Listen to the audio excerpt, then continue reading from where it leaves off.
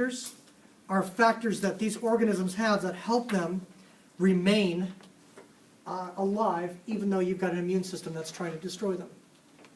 For instance, there are some bacterium that like to live inside white blood cells.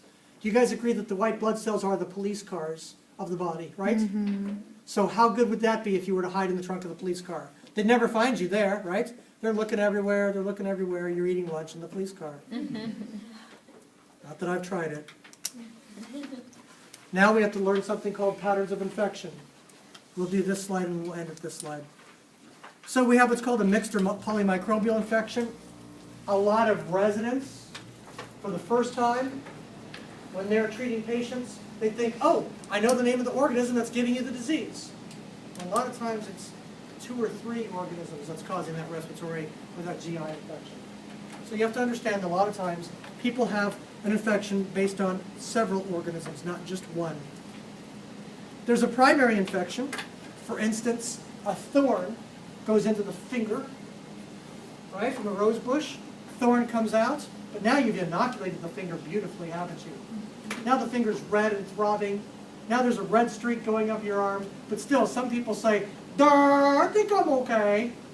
I would have thought that a red streak going up the arm would be a little flag telling you that you better get your ass to the doctor.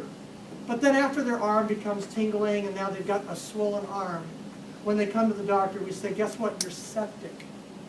So the primary infection was what? That little thorn. And the secondary infection is going to be what? The patient being septic, for instance.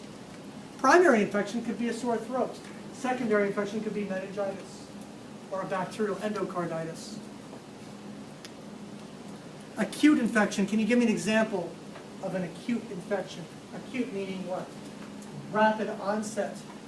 Food poisoning. Food poisoning, you bet, because that happens like that. Right? You eat it, then it's 20 minutes later you're thinking, I think I'm going to puke. Matter of fact, I know I'm going to, and you don't finish the sentence.